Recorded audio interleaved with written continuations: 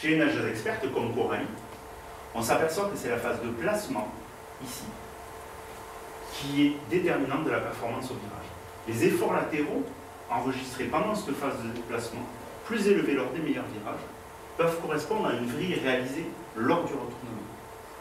Par contre, on s'aperçoit que ces efforts latéraux sont quasi nuls lorsque l'on regarde la phase de poussée.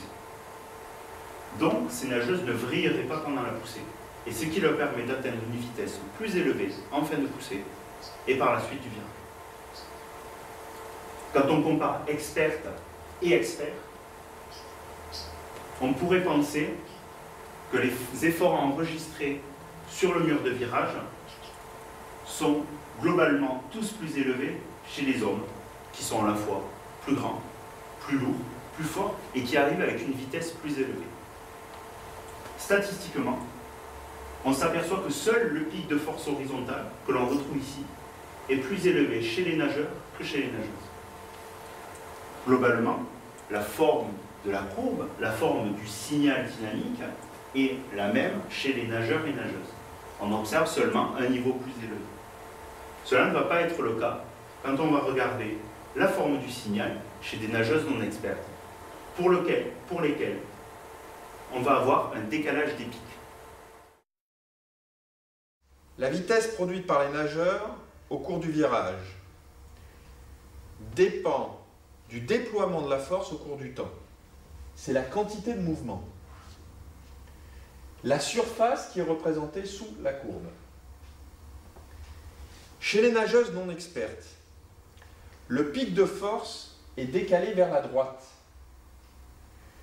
car ces dernières vrillent et se placent au cours de la poussée, au lieu de produire des forces et de la vitesse au cours de cette poussée.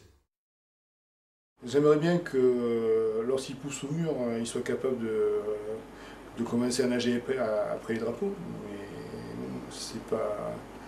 Je veux dire, c'est pas toujours le cas, quoi. Le problème de la natation, c'est la somme. C'est le volume de travail qu'on a et que sur tous les virages ou tous les départs qu'on peut faire, il y en a quand même une partie qui sont faits très moyennement, quoi. Et je suis pas sûr qu'elle ait toujours la qualité de poussée qu'il faudrait, quoi. Ah ouais, quand tu es comme ça, là, tu vois, et hop, tac, tu pousses et tu fais l'extension avec la barre. De manière à bien aligner sur la poussée, à bien aligner le haut du corps. Ça vous sert vachement pour les départs et les coulées de virage. Parce que vous avez une impulsion forte sur le mur ou sur le plot, et derrière, il faut que vous mainteniez un alignement le plus parfait possible. Il y a de la tonicité, c'est pas long, hein, mais au moins sur le mouvement, vous avez de la tonicité. Les nageuses de niveau international ont une position plus profilée, c'est-à-dire qu'elles ont un placement des mains, de la tête et du buste meilleur dès le début du contact.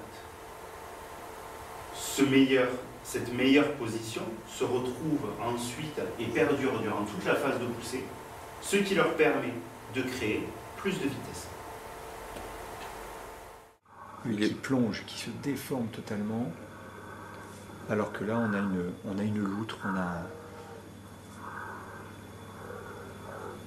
voilà. Mais c'est encore plus visible. Le départ est déjà sensationnel à voir, mais le virage est encore plus démonstratif. Voilà. Alors qu'il revient visiblement à l'œil, à pleine vitesse, celui-là. Il a une vitesse instantanée formidable. Et là, il va ressortir quasiment 50 cm, 60, 70 cm derrière Kozuki. Le travail avec Gilles, nous on travaille beaucoup ensemble avec Gilles Binet, donc avec le préparateur mental. Et quand Hugues avait vu ces vidéos-là il y a 3 ans, il y a 3 ans, et quand Gilles l'avait interrogé là-dessus pour avoir son ressenti, Hugues lui a dit, moi cette phase-là, c'est une phase de repos. C'est-à-dire que ce n'est pas une phase dynamique de haute vitesse, parce que quand tu pousses le mur et que tu arrives à nouveau à 3 ou 4 mètres, enfin pas à 3 mètres secondes, parce que c'est pas le plongeon, mais à des hautes vitesses, Pour lui, c'était pas je profite de ma haute vitesse et je vais construire là-dessus pour repartir, Ouais. c'est je me repose. Et c'était resté ancré pour Hugues, c'était le repos. En fait, alors, il y a eu ce travail de dire, là, il y a des défauts, c'est évident, il faut les visualiser, que tu les comprennes, que tu les analyses, et qu'en plus, mentalement parlant, tu t'en serves pour rebâtir autre chose. Ouais. Et ça a été fabuleux, ça a été de pouvoir repartir là-dessus.